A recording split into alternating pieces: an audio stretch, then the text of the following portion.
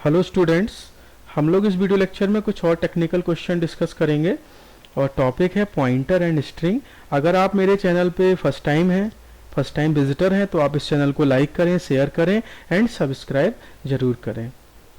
ये हमारा first question है और ये गेट 2015 में आया हुआ है और हम इसमें देख रहे हैं मेन फंक्शन के अंदर हमने एक स्ट्रिंग डिक्लेयर की हुई है और स्ट्रिंग का नाम क्या है, S1 है। और स्ट्रिंग को जब हम डिक्लेयर करते हैं तो उसको हम करैक्टर एरे में स्टोर कराते हैं, तो उसका जो डेटा टाइप होगा स्ट्रिंग का वो क्या होगा, कैर होगा। और हमने इसका साइज लिया हुआ है 6 और इसको हमने एक वैल्यू असाइन की हुई है 1 2 3 4। यहाँ जो 1 2 3 4 है ये कोई इंटीजर नंबर नहीं है, ये एक स्ट्रिंग है because it is put in the double inverted comma और इसमें ही हमने एक पॉइंटर वेरिएबल डिक्लेयर किया हुआ है। तो पहले तो हम इस स्ट्रिंग को बनाते हैं, इसका हम पहले मेमोरी देखते हैं किस तरह से इसको मेमोरी अलॉट होगी। तो ये मैं एक मेमोरी ब्लॉक बना रहा हूँ किसके लिए, स्ट्रिंग का। तो इस स्ट्रिंग में आप देख रहे हैं इसका साइज कितना है, 6 है। तो हम इसके 6 पार्टीशन कर लेते हैं। फर्स्ट पार्टीशन हो गया मेरा, ये मेरा सेकंड हो गया, थर्ड, 4 और 5 और एक 6 हो गया। अब इस स्ट्रिंग में हम इंडेक्सिंग कर सकते हैं।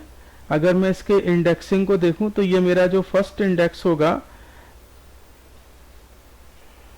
ये हम इंडेक्सिंग कर लेते हैं इसकी इंडेक्सिंग होगी 0 से, ये 0 इंडेक्स होगा, ये 1 होगा, ये सेकंड, ये थर्ड, ये फोर्थ होगा और लास्ट वाला मेरा हो गया 5, ये 5 नंबर होगा।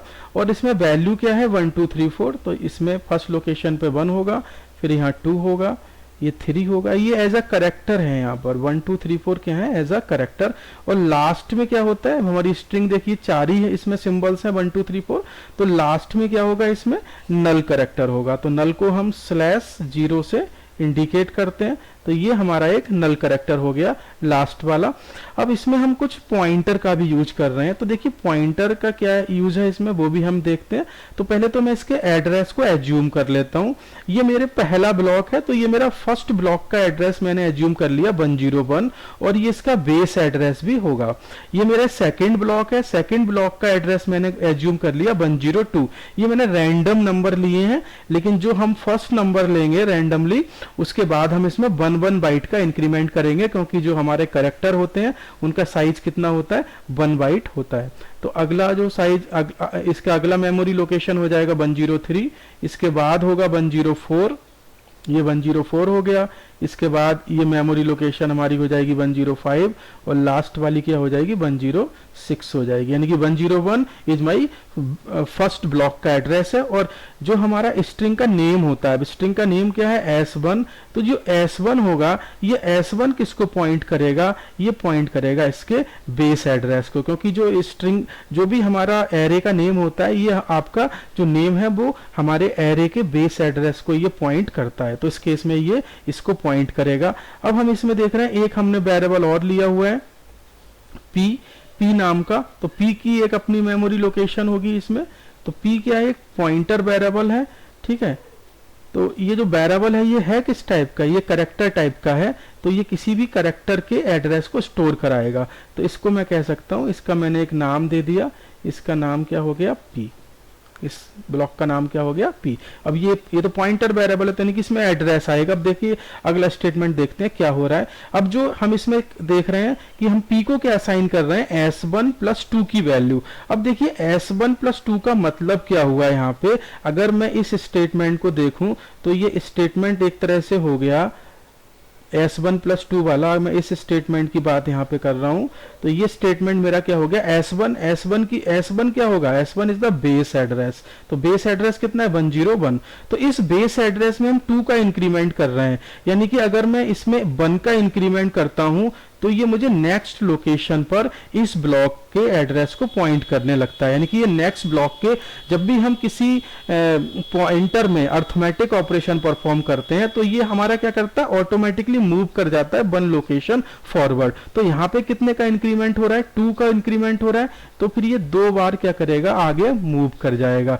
यानी कि अब जो हमारा जो S1 में हम 2 को इंक्रीमेंट कर दिए, तो इसका मतलब क्या हुआ कि ये एक लोकेशन और एक लोकेशन और, यानी कि ये इस वाली लोकेशन को पॉइंट कर रहा है, यानी कि ये कितनी वैल्यू है 103, और ये वैल्यू किसको मिल रही है, P को मिल रही है, तो P में कितनी वैल्यू आ जाएगी, 103 वैल्यू आ जाएगी। देखिए यहाँ पर आपको ये लग रहा होगा कि यहाँ पे 2 का इंक्रीमेंट कर दिया, 101 में +2 कर दिया, लेकिन ये उसके साइज के अकॉर्डिंगली होता है। अगर ये साइज 2 बाइट का होता, हर ब्लॉक का जो साइज है अगर वो 2 बाइट का होता, तो 101 के बाद फिर क्या होता, 103 होता, फिर 105 होता, तो ये 105 को कंटेन करता, लेकिन इसमें जो साइज है वो 1 बाइट ही है, तो ये 1 बाइट क्या करेगा, आगे फॉरवर्ड हो जाएगा।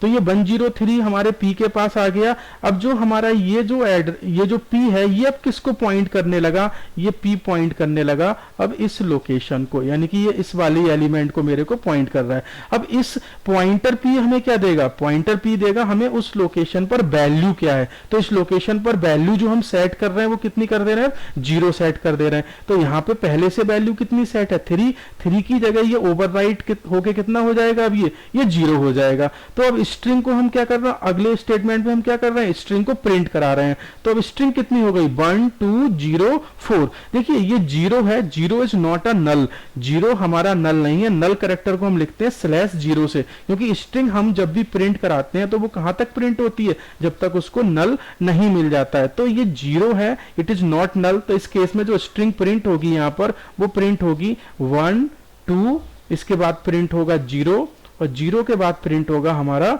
4। तो ये इसका आउटपुट हो जाएगा इस प्रोग्राम का। तो प्रोग्राम आउटपुट इज 1 1 2 0 4। अगर मैं यहाँ पर नल यहाँ पे स्टोर कर देता, यहाँ पे नल अगर असाइन करता तो केवल प्रिंट होता 1 2, लेकिन यहाँ पे हमने नल को अब असाइन नहीं किया है P में, हमने यहाँ पे 0 को असाइन किया है, तो इस केस में 1 2 0 4 इसका आउटपुट होगा। Thank you for watching this video.